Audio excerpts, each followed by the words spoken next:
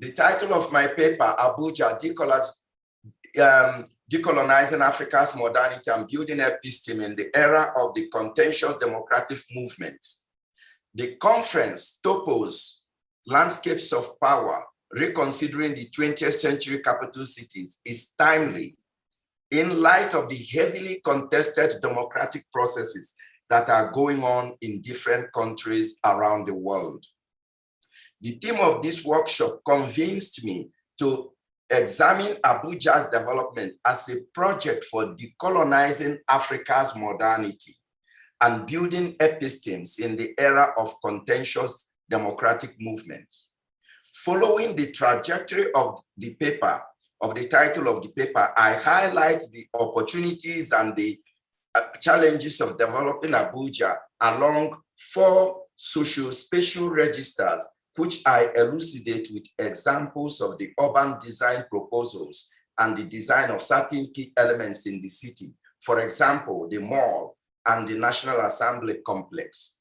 I summarize the paper by noting that 20th century capital cities like Abuja and other parts of the continent are symbols of evolving nation states in increasingly complex and global interconnected world. The 4 socio-political spatial registers are: Abuja is a formal embodiment of the late 19th century Enlightenment concept of democracy, as demonstrated by the development of Washington, D.C. in the late 18th century after the American Revolution. Abuja is a hybrid ensemble of urban design and architectural structure where modernity and building epistemes interrogate decolonization. Abuja is the site of distinctions between traditional African environment and modernist space. Abuja is the site of social struggles among people of different classes and persuasions. Abuja is the metropolis for experimenting on sustainable environmental design, which the structures and processes of national government are included. In the global context, the case can be made that the master plan for several of the 20th century capital cities, including Abuja, have origins in the late Enlightenment period, in particular in American Revolution of 1776, when King George III was overthrown as the head of the British American colonies. Here we also keep in mind the contemporaneous French Revolution of 1789, which was reigning in the much older capital city, Paris, and at the king's country home, Versailles. Here, although tumultuous, both revolutions marked the beginnings of democratically elected leaders in the established countries. And here we keep in mind the British Parliament, House of Commons, which long history in perspective. It is well known that after the American Revolution by the 13 colonies, among the debates that confronted the founding fathers, establishing a seat of government for the nascent country was one of them. And that's the reason we have Washington, D.C. and Onfong's detailed plan, which here you cannot have D.C. without the American Constitution. And then, of course, it came from Versailles, which you see here. It is also well known that Major Pierre Léonfond's plan for Washington, D.C. in 1792 was influenced by the plan of the much older Palace of Versailles. The United States Revolution was not inclusive. It was not ideal. For example, slaves were not emancipated, women were not included, and neither were Native Americans, nor people who were not deemed to be of European origin. I am not suggesting that the American system of democracy is the best and that it meets the needs of all nations. On the contrary, instead, my proposition recognizes how the ideas of democracy have mutated in different countries and resulted in the founding of 20th century capital cities, some of them during national traumatic experiences. It is thus important that we reflect on the values of the cities in this August gathering.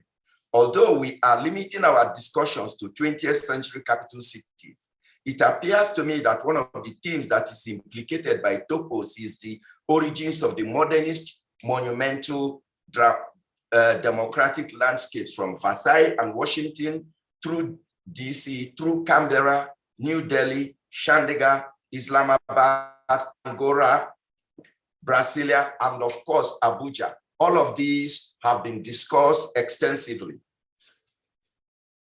In the African context, Abuja is a project of the immediate post-World War II era, when independent movements swept across the continent, cultural celebrations, and youth rebellions. Twist, a dance style in which people moved and wiggled their hips and body while shuffling their legs, was in vogue.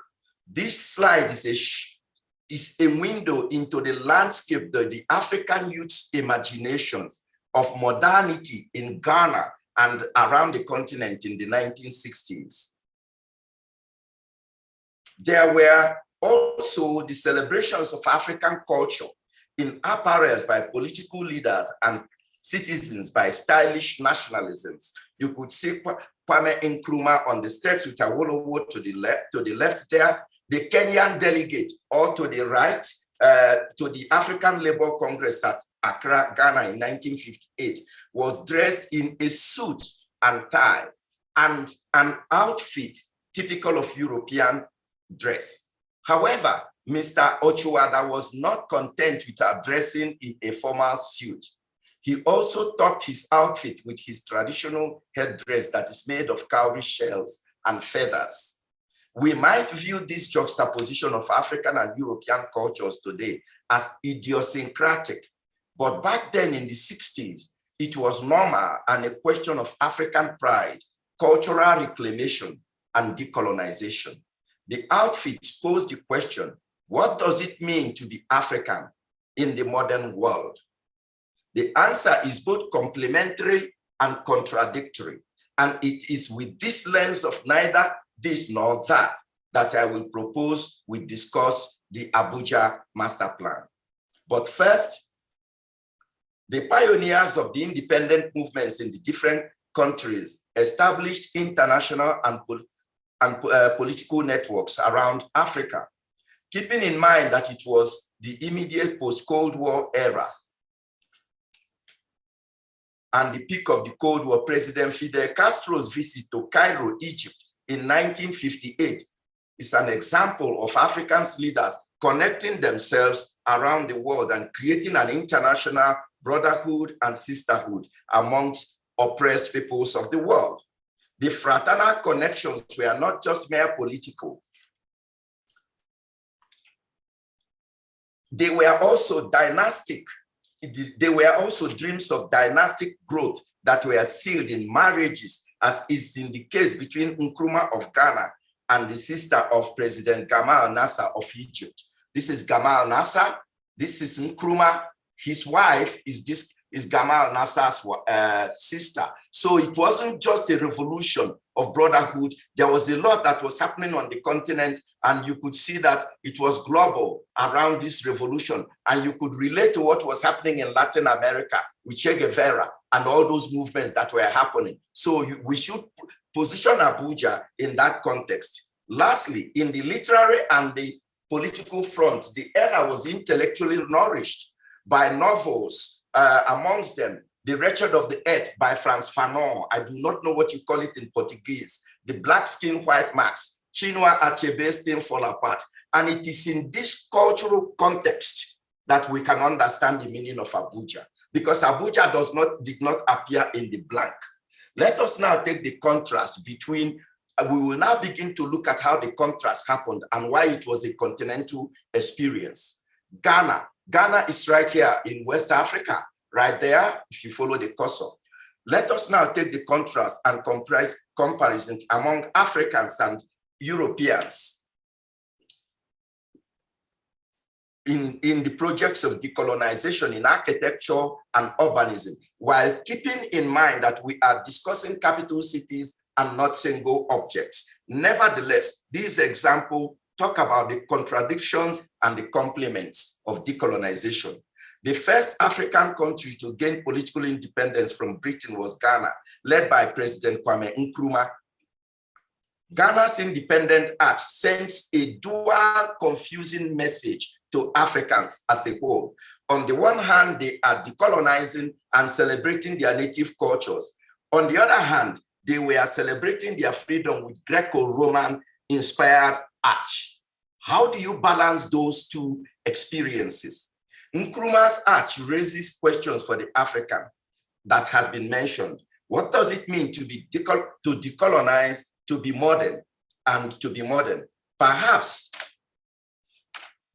this question that is best answered by the Malian independent arch, which draws design inspiration from early 14th century. This is Mali right there, which draws inspiration from early 14th century African experience. Djengureba Mosque, believed to have been founded by Mansa Musa in 1324 when he returned from pilgrimage in Mecca. Also the iconic, this is the inspiration for that object over there. Compare it with Nkrumah's object. This is believed to be from 1324. Also, this is a very well-known, one of the most iconic adobe structures in the world, which provided inspiration to the arch. Compared to Nkrumah, one is very Western, one is looking towards Africa, but it came much later.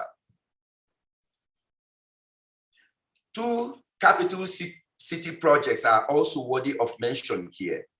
Between 1968 and 1970, the late President Houphouët-Boigny of Ivory Coast is right here, Côte d'Ivoire, right there, began to transfer the capital of the country from the coast, Abidjan, right here, to the interior, just like from Rio or Sao Paulo to Brasilia. Then Yamoussoukro is in the interior. Planned in both arts urban form, the master plan for Yamoussoukro made the distinctions between the natural African environment and the domesticated, tamed European-inspired garden. The cynosure of the scene is this mosque, where this is what keeps Yamoussoukro on the map all over the world. If you look at the landscape, nothing else is there in terms of the capital city, but this particular edifice.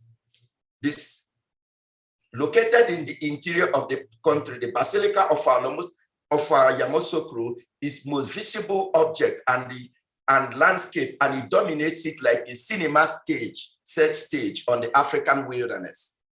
Walking around it brings to memory the quintessential neoclassical Greco-Roman architectural and urban design experience.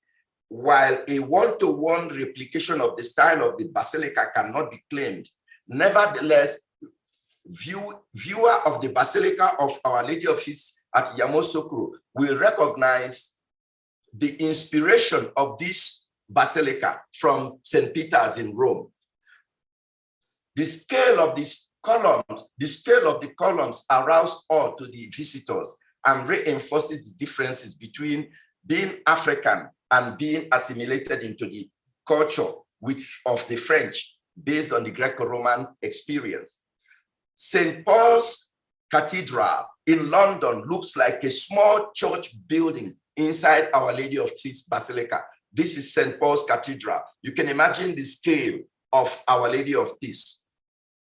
Moreover, Our Lady of Peace Basilica dwarfs Notre Dame of Paris as if the older medieval edifice is a tiny church building. Lastly, compared to St. Peter's in Rome, the dome of Our Lady of Peace Basilica is 90 meters, while the dome of the St. Peter's is 42 meters wide. St. Peter's is 123 meters tall, and Yamoussoukro's Basilica is 158 meters tall to the lantern. This tells you that it is personalities and emergent post-colonial elite ambitions. The Basilica of Our Lady of Peace should also be seen in the context of the country's leaders' unequivocal embrace of the French culture as among the highest one. This is not really a surprise, as Ivory Coast was a former French colony. The historic visit of President Valéry Giscard d'Estaing to Ivory Coast in 1978 underscores the affections of the Ivorian president for France. At Our Lady of Peace Basilica, we witnessed the immortalization of Hofeboigny among the apostles of Jesus Christ. I just have to share this with you. For those of you who know about the Bible, it is said that on Easter or Christmas, Christ went to Jerusalem riding on a donkey. And on that case, President Hofeboigny was there. Look at him, the black man following Christ. That is the kind of luxury we saw in Middle Ages. And this is what I meant by the emergent, powerful post-colonial elite. Here we go to Tanzania in East Africa, right there. President Julius Nyerere took a different approach to the embrace of French and Western culture prepared by President Hofeboigny. In 1973, President Nyerere began to move the country's capital from Dar es Salaam on the coast here to inland Dodoma. The commission went to Canadian firm. Nyerere was hands on things. You could see him reviewing the master plans. The commission went to the Canadian firm Webb, Zerafa, McNeese, Hudson, which formed the consortium PPA. President Nyerere was personally involved in the review of the master plan of Dodoma, and he was emphatic that the city should reflect African values and the ways people use spaces in the country.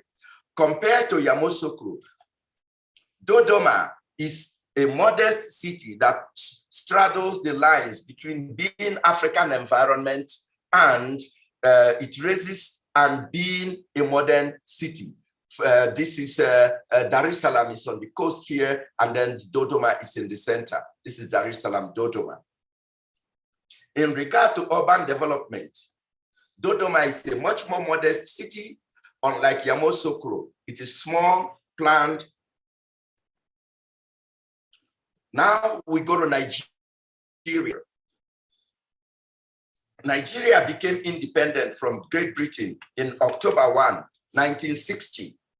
In 1975, 5 years after the end of the Nigeria-Biafra Civil War, the federal government embarked on a reconstruction and national modernization scheme.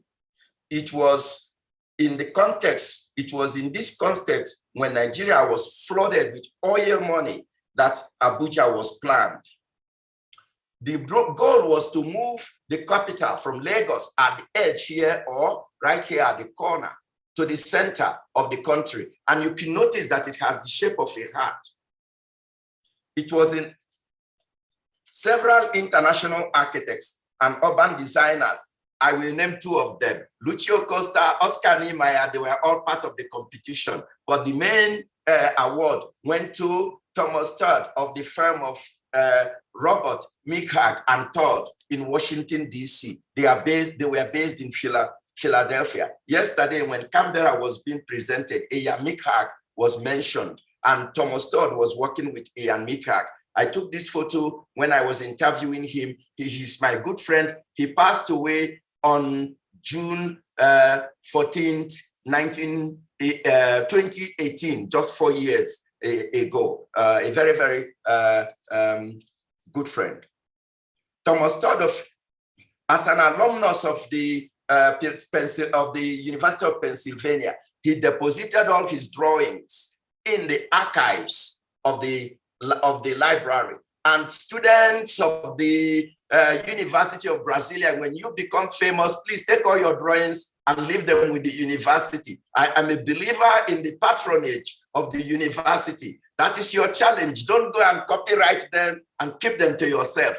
Give them to your university. You star architects to come. Moreover, this is Todd with his colleagues, explaining the drawings to me. I am not in the scene because I'm videographing and tape recording the interview. Thomas Todd won the contract when he was also doing the Capitol Hill. At this time in 1976, he was doing Capitol Hill, just the master plan. So you could see why the Nigerian authority favored him, to curry favor with the American institutions. Todd located the capital city in the territory, in this northeast region. Look at the city here, the territory. Abuja is not a city. Just like Brasilia, it is a territory of its own. And it has 10 cities. One thing they learned from Abuja, from Brasilia, Shandega was no squatter settlements, although there is still some. They planned 10 cities all at one time. You could see the 10 cities on the eastern edge. This is a major highway. And then the main city is for 3 million. Each of these cities, Abaji, Dafia, Zuba, Kubwa, Suleja, were for 60,000 to 250,000 to avoid this main city being overcrowded. And the whole territory is about 3,000 square kilometers. We have seen how the impact of landscape, every presentation I've seen in Brasilia, and by the way, I enjoyed Lake Paranoa, if I'm pronouncing it right, when I visited you. It allowed me to see clearly what was happening in Abuja. You can see Washington, the Potomac River was the landscape right there. Canberra, it is also the hill and the Anson Hill, and then the artificial lake, and then Shandega, the cross that was made, and the Vikram's presentation was just elegant. And of course, Brasilia, this is your beautiful lake here, and how it is like an arrow and a bow that is to be fired. And then Abuja, the insulation was that at Abuja, there is a huge landscape with a crop at the top of this is about 400 meters tall. And it is a colossal land, big black granite, and they used it, you can see, as the focal point of the city. So in many of these cities, you have this, that. Todd used green spaces to wrap around. The conceptual plan for Abuja is very simple. The main city itself, as we saw, is for 3 million people, in addition to all the other cities that were planned. The Nigerian authorities insisted that the Abuja's point must be focused on the hill. And you could see that in all the discussions, in all the detailing. Each of these are cities of 250,000 altogether. And then this is the central city. From here to here is about 4 kilometers or 5 kilometers. And then this is the airport, international airport, quite far away, surrounded by green space. And when the city began to emerge, and this is, of course, taken after from Brasilia, where in the highways, the landscape do not intersect. You could see the evolution. And Todd was just an incredible architect. He could draw, he uses pen and pencil. And you just looking at this sketch alone, you could see Washington, D.C. on this sketch, how it evolved. And this is his own characterization of the landscape and the zoning that he used to distinguish the city, which brings us to this point.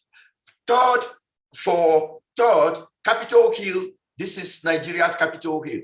This from here to here is about 1 kilometer in radius.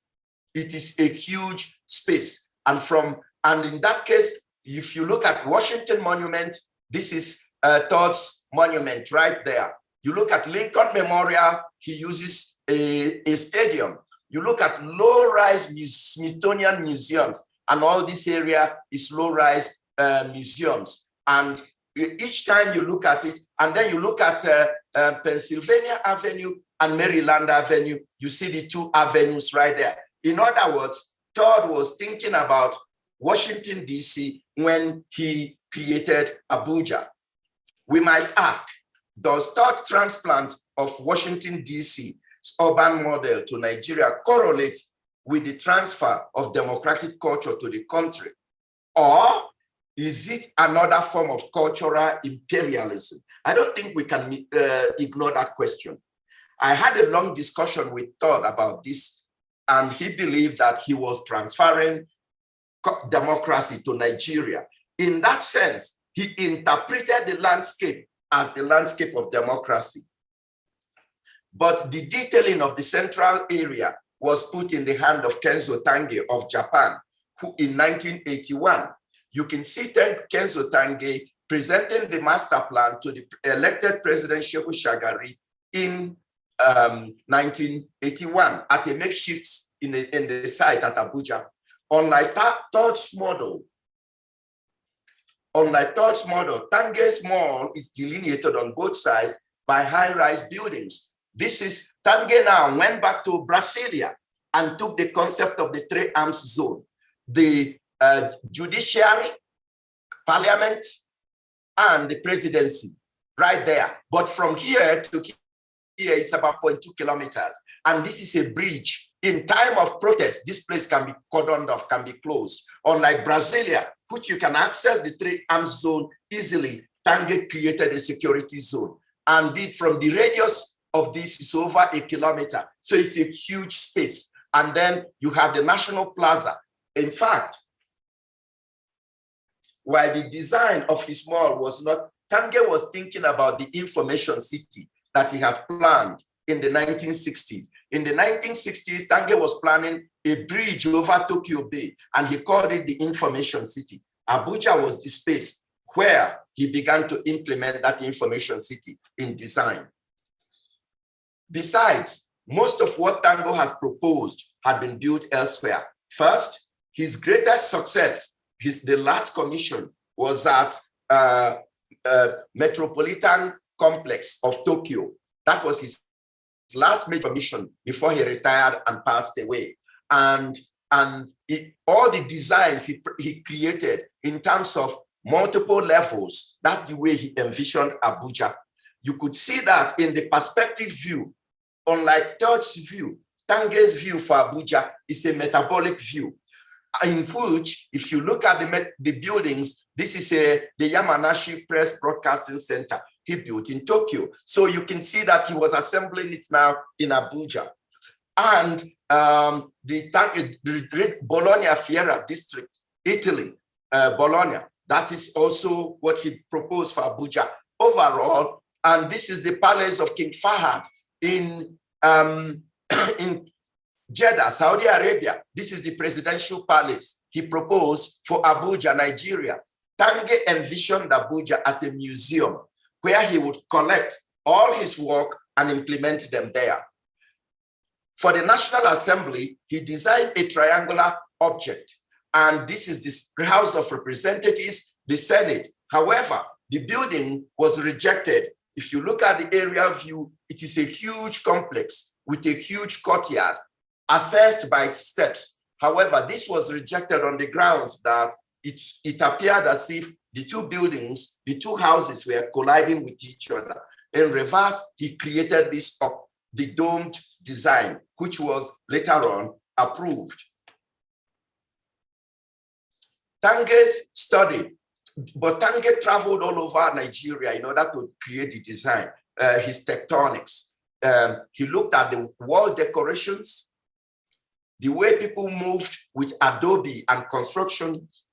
And for example, this is the house of the emir, the palace of the emir of Zaria, about 100 kilometers from Abuja, about 100 kilometers from Abuja.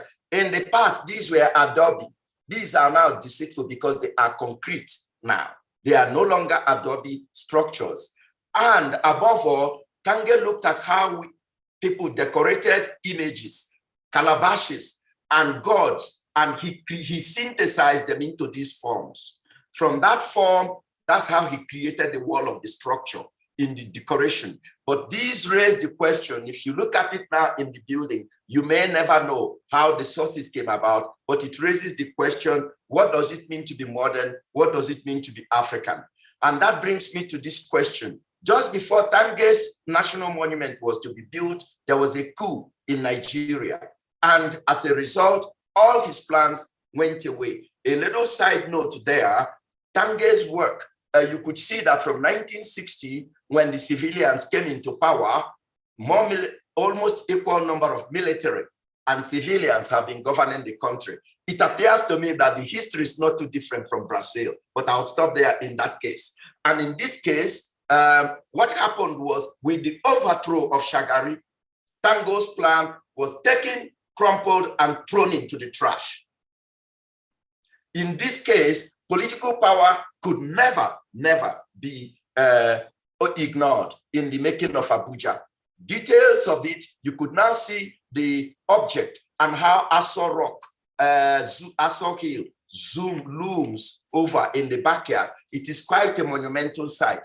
But looking at the object carefully and look at the dome, you could tell it looks like the mosque that was built in 1950 in Kano. This building Sorry to interrupt, but the time is up. Can you please move to the conclusions? Thank you. Thank you. Thank you. The city evolved into another plan was made after the military left, a green city now, and new expansions. That brings me to the conclusion about now Egypt is building a new capital in the desert. South Sudan, the youngest country, Sudan, is broken into two. New capital is being built. And you all know about apartheid.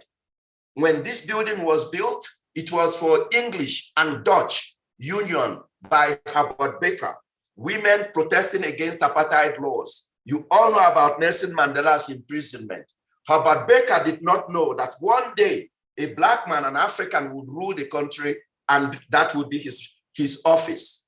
That brings us to this question. Are these major plans fake news or are they real? And I think that is the challenge of our time. I do not mean to offend anybody, but these are critical questions that we should face in light of the military distortions. And that brings me to this, the major debate happening in Washington, D.C. today has to do with what is real, what is fake, what is Washington, D.C., what is the Constitution? And with that, I leave you on that. Thank you.